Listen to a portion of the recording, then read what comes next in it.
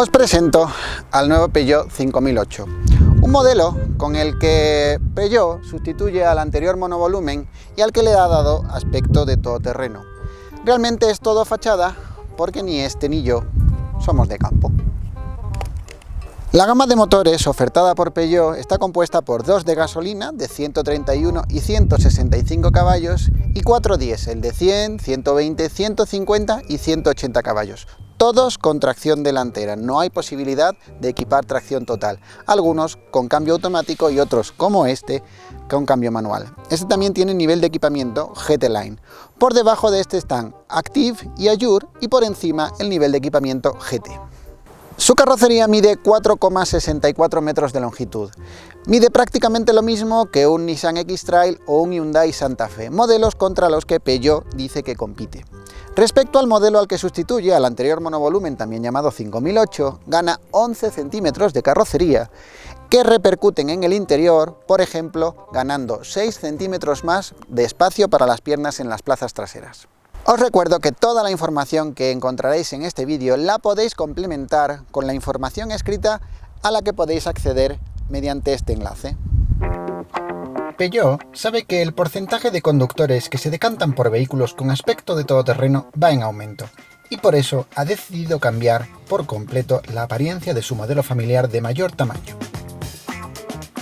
La decisión puede ser acertada de cara a las ventas, pero no necesariamente responde a criterios de funcionalidad. El salpicadero del 5008 está fabricado con materiales que dan sensación de buena calidad.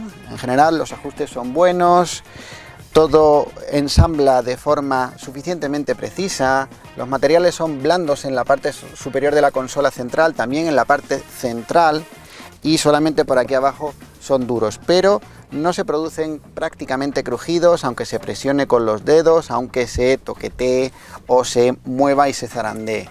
Es decir, Peugeot ha puesto suficiente atención en la calidad de acabados, ha tapizado esta zona intermedia e incluso ha creado un efecto de pespunte, como si fuese tapizado en cuero la parte superior, pero realmente no es de piel, es un plástico con un pespunte de hilo. El sistema multimedia se maneja a través de los botones de la consola central o de forma táctil, pulsando los diferentes botones que no dan un mal funcionamiento. La pantalla, lo bueno que tiene es que apenas genera reflejos, y también hay otra pantalla para la instrumentación. Los asientos de esta unidad tenían regulación manual. El mando que regula el respaldo del conductor es de tipo ruleta y el del pasajero una palanca que lo libera para poder plegarlo con rapidez hacia adelante si se quiere aprovechar toda la longitud de carga. La distribución de los mandos sigue una lógica correcta, pero los portabebidas están situados por detrás del selector de marchas, por lo que al colocar botellas o latas, estas estorban al movimiento del brazo. La opción ideal hubiera sido colocarlas por delante. Los parasoles son de plástico y tienen iluminación. La única conexión USB disponible está en el hueco de la consola central, junto a la toma de corriente de 12 voltios. Este hueco está iluminado. Bajo el reposabrazos central delantero hay una guantera refrigerada e iluminada de dimensiones generosas, con 8,4 litros de capacidad. Tiene un cajetín extraíble que se puede colocar por encima, cuya sujeción no está tan bien resuelta como en el Skoda Kodiaq. La guantera frente al copiloto también está iluminada y tiene un tamaño bien aprovechable. Su capacidad es de 7,85 litros. El hueco de las puertas delanteras es de 3,5 litros de volumen y está tapizado por dentro para evitar ruidos. A la izquierda del volante hay un hueco muy pequeño donde cabe, por ejemplo, unas llaves y más arriba un tarjetero junto al botón de apertura del maletero. Una de las ventajas del 5008 aparece cuando se aprovechan solo 5 de sus 7 plazas. Con las banquetas retrasadas, según nuestra tabla comparativa de mediciones, es el modelo de entre sus alternativas con capacidad para llevar a 7 pasajeros, con más espacio para las piernas para los pasajeros de la segunda fila. Las puertas dejan un vano amplio que facilita un buen acceso en anchura y altura. Si se desplaza la banqueta a su posición más adelantada, el espacio que queda no es holgado, pero sí suficiente si los pasajeros no son muy altos. En caso contrario, las rodillas pueden chocar con las mesitas de los respaldos.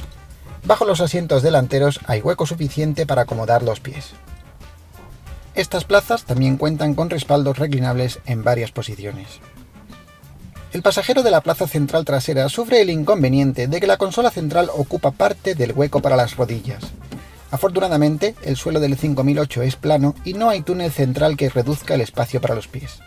Quien se acomode detrás podrá tener a su disposición cortinillas en las ventanas, salidas de ventilación con regulación de intensidad, una toma eléctrica a 220 voltios, bandejas, redecillas y unos huecos en las puertas con 1,5 litros de capacidad y sin recubrimiento de tela o plástico.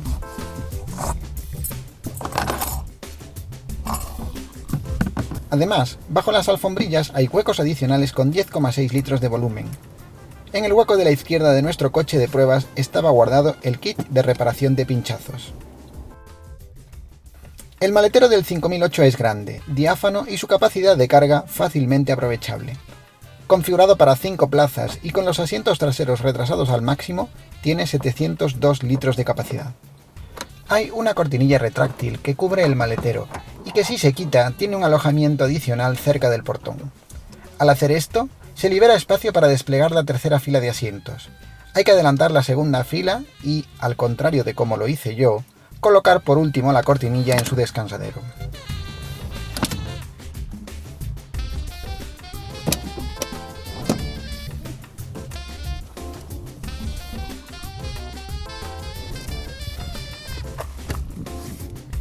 Así ya se puede acceder a los asientos de la última fila. El hueco no es holgado, pero sí suficiente para 2 adultos, aunque no es recomendable que aquí hagan viajes largos por el bien de sus articulaciones.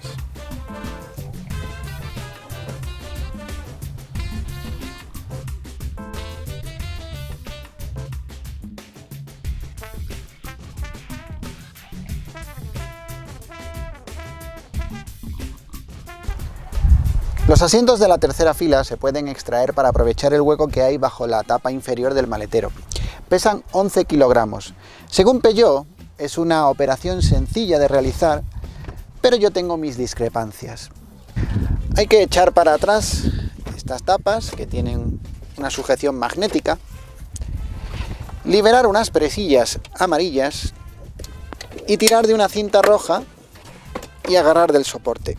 Hay que tener cuidado con la espalda porque pesan bastante. Y por otro lado, mucho cuidado al agarrarlas porque a poco que se sujeten mal, se abre el mecanismo de tijera y es bastante fácil pillarse los dedos. Pesan.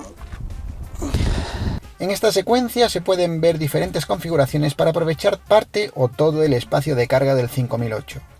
El volumen máximo homologado es de 1.862 litros.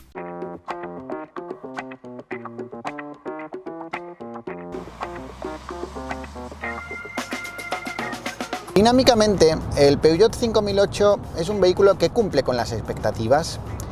No destaca por nada en especial, pero tampoco defrauda. La suspensión es confortable, da un nivel de aislamiento correcto.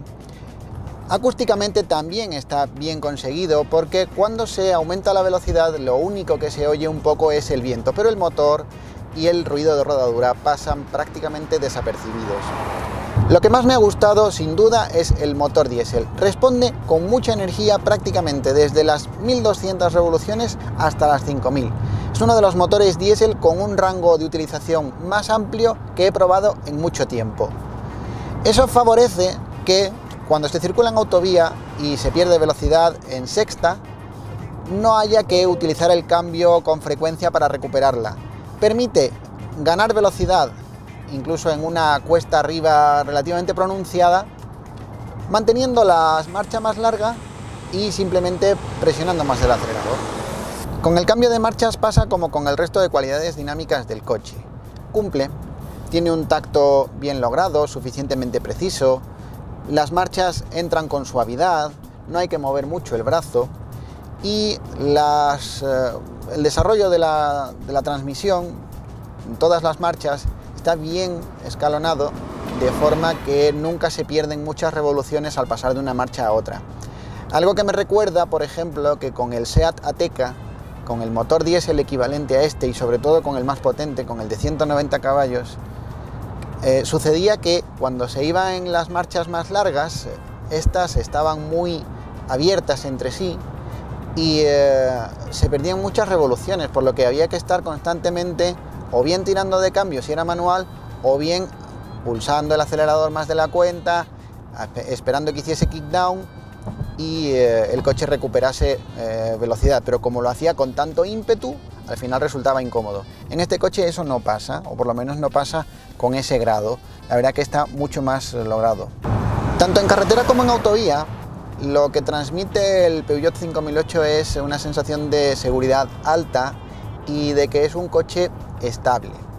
A los movimientos de volante responde con agilidad, no balancea mucho y se puede circular en autopista a un nivel de velocidad alto con una buena sensación de aplomo, de, ya digo, estabilidad, y en carretera enlazando curvas con suficiente precisión porque todo está ajustado correctamente. Debo reconocer que desde que probé el coche en la presentación hasta ahora, que llevo unos cuantos días conduciéndolo, mi impresión ha mejorado bastante respecto a lo que recordaba de aquel día que lo conduje. Me parece un coche mejor aislado y con un tacto más logrado de lo que en su día escribí. Cuando conduje el Skoda Kodiaq, destaqué de él la calidad de rodadura y el confort que daba su suspensión de dureza regulable. El Peugeot 5008 no puede tenerla ni como opción, la única de serie es de dureza fija. En ese sentido, pues no llega a alcanzar ese nivel de confort tan alto que daba el Kodiaq, pero igualmente es suficiente, más que suficiente y satisfactorio. Todo parece fantástico en esta prueba que es un remanso de paz y cordialidad con Peugeot. Pues no. Para aquellas personas con cierta obsesión por el orden y la funcionalidad, como yo, el Peugeot 5008 sufre las carencias ergonómicas habituales en aquellas marcas que se dejan llevar por el diseño hasta extremos innecesarios. Además, Peugeot se empeña en ir en contra de los engramas mentales más básicos y nos obliga a interpretar el cuenta-revoluciones haciéndolo girar en sentido contrario a las agujas del reloj. ¿Es necesario ser tan rebuscado con estas banalidades? El problema está en la posición de conducción, por ejemplo, para empezar. La parte superior podrá tener a gente que le guste y gente a la que no, la colocación de la instrumentación en una parte por encima del volante. La palanca de cambios queda bien a mano, igual que la consola central, los mandos que están aquí situados están a mano, pero lo malo son los pedales. Para pulsar el pedal de freno tengo que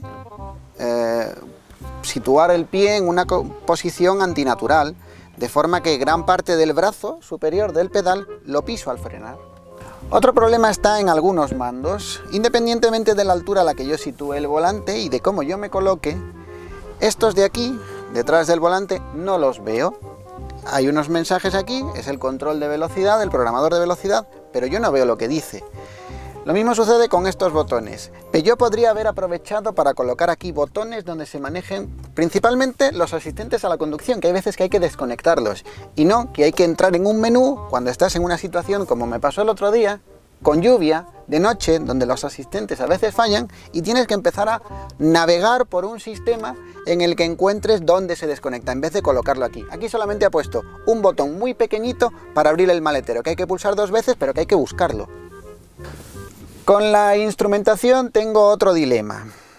Independientemente de que sea llamativo, lo que tiene que ser sobre todo es funcional, es que la información se vea al primer vistazo y esto no sucede.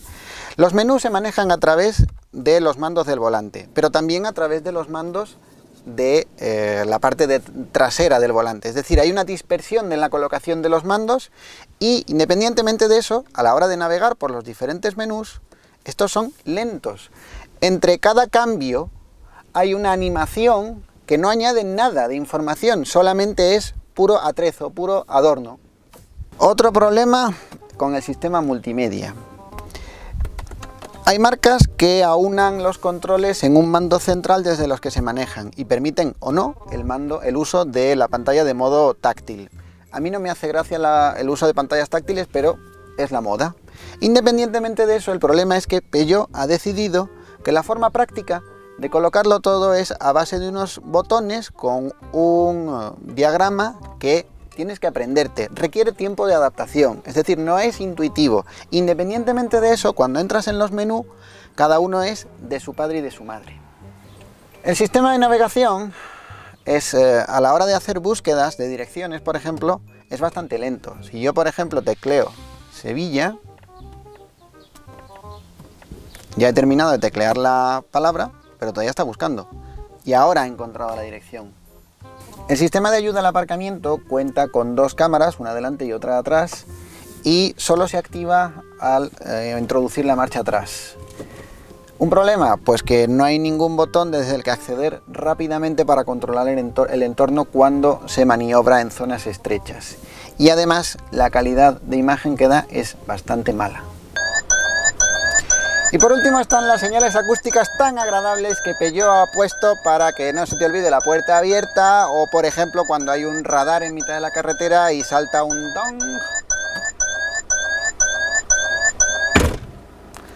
¡Qué descanso! En definitiva, el Peugeot 5008 es un todoterreno que cumple con las expectativas de forma satisfactoria siempre y cuando no se sea muy exigente con determinados aspectos de ergonomía. Para todo lo demás hay otras alternativas igual de interesantes. Lo bueno que tiene el Peugeot, su amplitud en las plazas traseras cuando se ocupan solo 5 plazas y el maletero.